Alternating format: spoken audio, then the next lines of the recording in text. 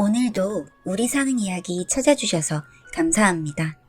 사연자분이 보내주신 이야기 시작해볼게요. 안녕하세요.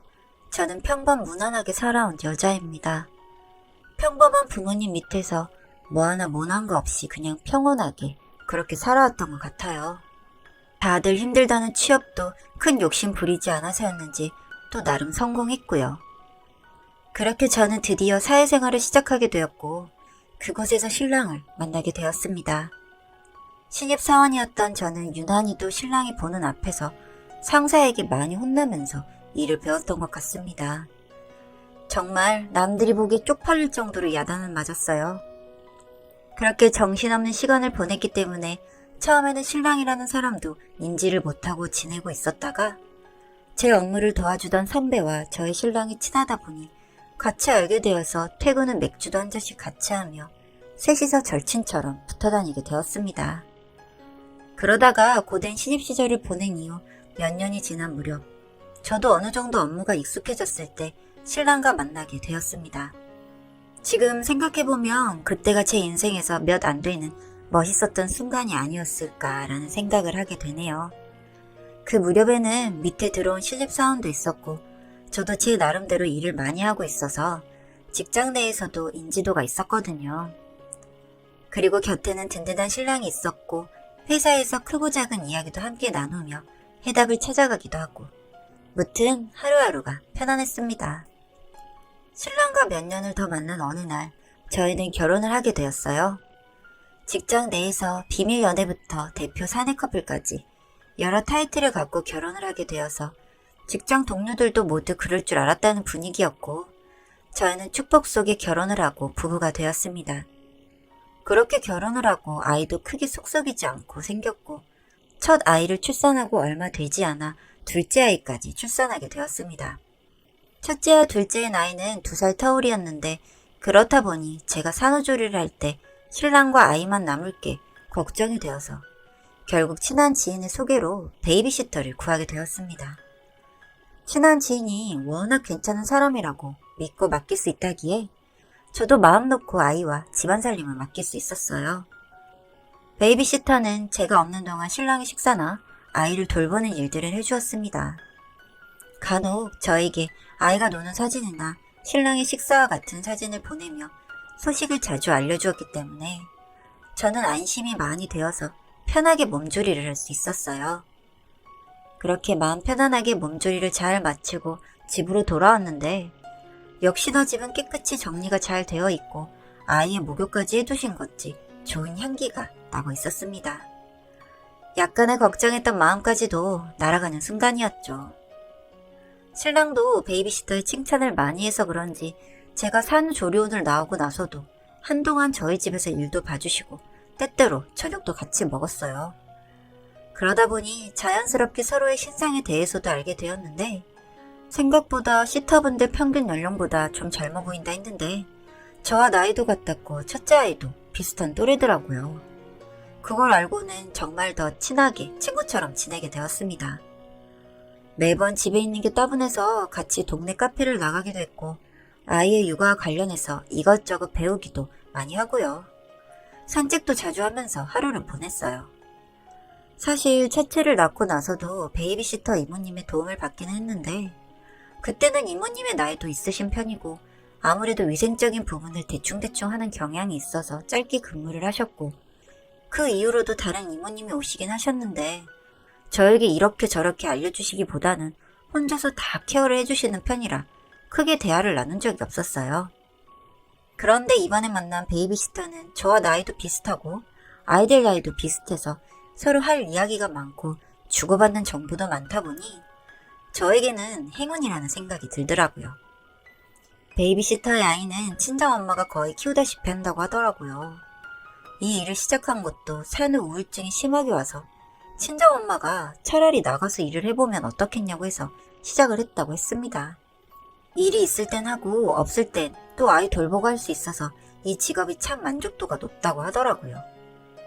신랑이 출근을 하고 육아에 전념해야 하는 평일을 제외하고 주말이면 베이비시터의 아이와 저희 아이들 데리고 신랑과 근교에 나들이를 간 적도 있었는데 확실히 평일 동안 아이들을 잘 봐주시기도 하고 같이 있다 보니 저희 아이들이 잘 따르기도 하고 순둥순둥해서 저도 편했고 그래서 그런지 이런 자리를 많이 가졌습니다. 물론 싫다는 내색도 안 하고 신랑이 바빠서 아이들과 시간을 잘 못 보내주는데 이렇게 같이 나오니 좋다고 하며 근교를 나들이 가는 걸 함께 좋아해 주더라고요. 그러다가 제가 복귀를 했어야 하는데 아무래도 근무 시간 같은 부분 때문에 회사를 옮기게 되었어요.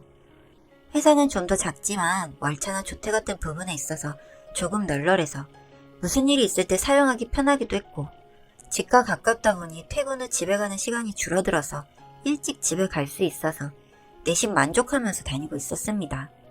그렇게 반년 정도는 저도 회사에 적응할 시간이 필요하기도 하고 생활하는 게 바뀌다 보니 적응할 시간이 필요해서 제 나름 바빴기 때문에 미묘하게 바뀌어가는 그 어떤 걸 눈치채지 못하고 지나치고 있었던 것 같습니다.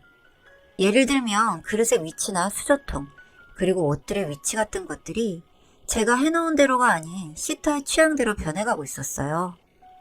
그러다 어느 순간 그걸 느끼게 되면서 약간 찝찝한 마음은 있었지만 아마 일을 편하게 하기 위해서 본인에게 맞는 동선으로 해두었거나 혹은 일을 다 하고 원래대로 두려고 하다가 까먹은 게 아닐까 하는 마음에서 뭐라 말하지 못했습니다. 그리고 괜히 말해서 서로 불편해질까봐 그냥 모른 채 지나고 있었는데 점점 더 말로 표현하기 힘든 그런 기분이 드는 겁니다.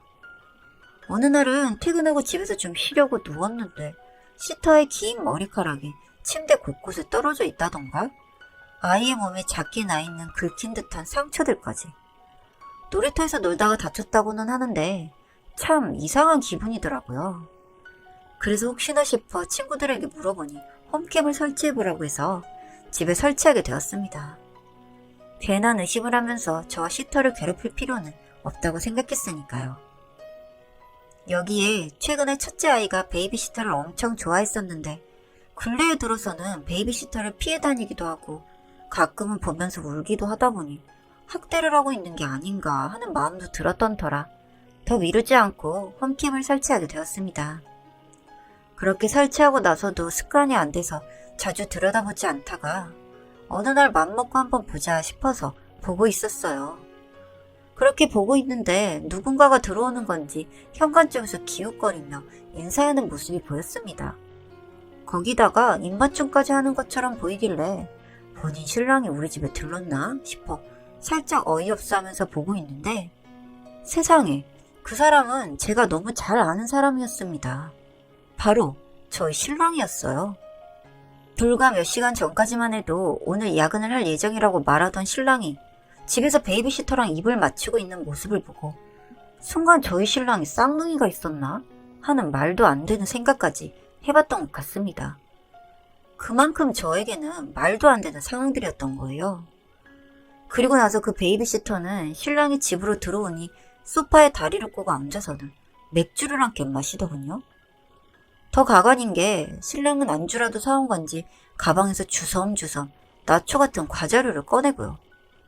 두 사람이 집에서 하는 게 정말 가관이었는데 신나게 과자랑 맥주를 마시더니 신랑이 쓰레기를 버리러 간 사이에 베이비시터는 집을 대충 정리하고 두 사람이 함께 방으로 들어가는 거였습니다. 정말 그것만 보고도 열이 올랐는데 홈캠은 거실에만 설치했기 때문에 방에서 무슨 일이 일어나는지는 알 수가 없어서 답답해서 쳐들어가야 하는 생각까지 하고 있는데 그런 제 궁금증을 해소해 주려던 것이었는지 얼마 지 않아 방문이 열리더군요. 그런데 그 방문에서 나온 베이비시터는 실오라기 하나 걸치지 않은 몸으로 아주 익숙한 듯이 화장실로 들어가는 겁니다. 무슨 일이 있었는지 굳이 상상하지 않아도 알겠더라고요. 그리고 두 사람은 방 안으로 들어갈 때 아이들은 놀이매트에서 나오지도 못한 채 울고만 있었는데 정말 아빠라는 인간이 아이들을 두고 저런 행동을 할 수 있다는 것에 소름이 끼쳐서 죽이고 싶다는 생각밖에 안 들더군요. 아이들 얼굴을 보니 당장이라도 쳐들어가서 그 둘을 불구덩이에라도 쑤셔넣고 싶었지만 이럴수록 차분히 증거를 모아야 한다는 생각이 퍼뜩 들었습니다. 그래서 그 모든 화면을 녹화해두고 혹시 몰라서 부분부분 캡처까지 해두었어요. 그렇게 집으로 돌아가니 태연하게 아이를 보고 있는 베이비시터와 신랑은 언제 다시 나간 건지 보이지 않았고 제가 집으로 들어가니 이제 퇴근을 해보겠다며 나가더라고요. 혹시나 하는 마음에 베란다를 바라보니 신랑의 회사차가 그 여자를 태워서 유유히 사라지는 것을 목격했습니다. 아마 술을 먹은 그 여자를 데리고 어디 좋은 곳에 드라이브라도 하고 오나 봐요. 그리고 이걸 어떻게 해야 하나 고민을 하고 있었는데 옆에서 제 곁을 파고드는 아이들을 보니 일을 길게 끌어서는 안 되겠다는 생각이 들었고 같이 회사를 다녔던 선배에게 연락을 해서 신랑이 회사에서 이상한 점은 없는지 물어봤습니다. 그랬더니 하는 말이 가관인 게 아이들 육아 때문에 요즘 부쩍 연차를 많이 쓴다고 저더러 복 받았다고 하더라고요. 요즘 아무리 집안일 도와주는 남자들이 많다지만 이렇게까지 잘 챙기는 사람 드물다고요. 저는 복잡한 마음을 숨기고 신랑의 연차 쓰는 날짜를 확인해달라고 말했습니다. 서프라이즈 이벤트를 할 거라 신랑에게는 말하지 말아달라고 하고요. 그래서 알게 된 다음 휴문 날은 그 다음 주 금요일이었는데 저에게 그 금요일에도 야근이 있다고 말하는 걸 보니 또 집에서 데이트를 하다가 밤에는 놀러를 가려나 보다 생각을 하고 있었습니다.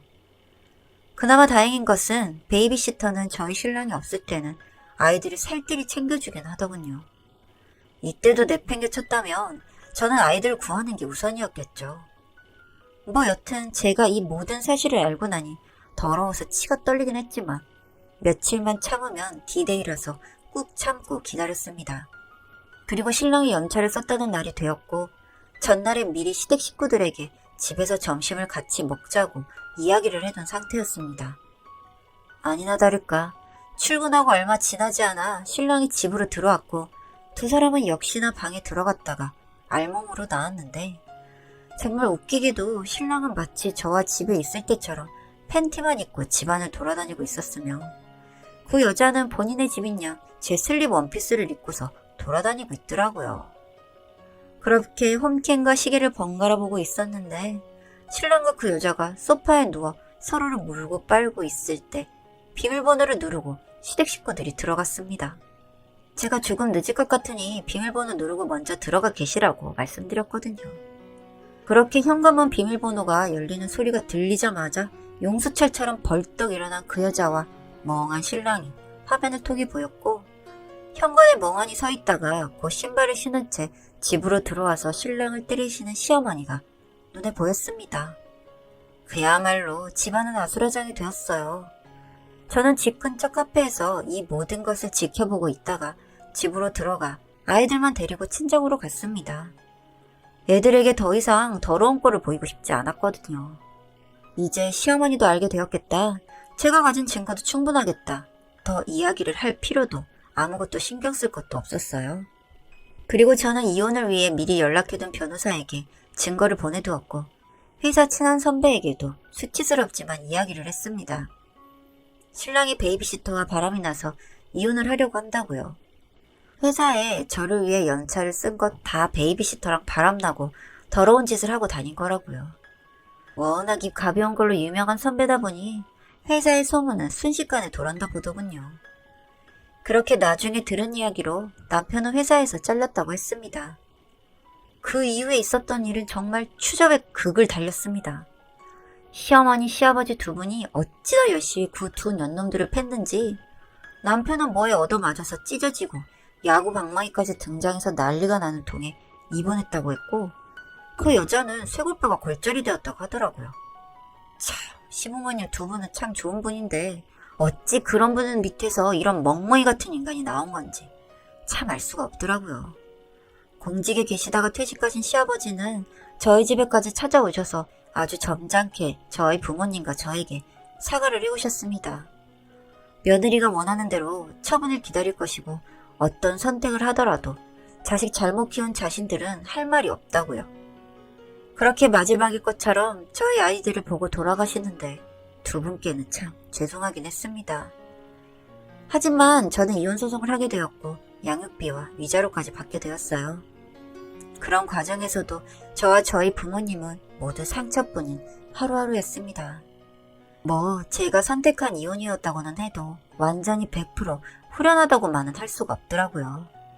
참 믿기도 하고 억울하기도 하고 그렇더라고요. 알고 보니 그 베이비시터는 본인 신랑과는 이혼을 한 상태였는데 이혼 사유도 기가 막혔습니다. 그 아이가 자신의 남편의 아이가 아니었다는 것이 탄로가 나서 이혼을 당한 거였다고 해요.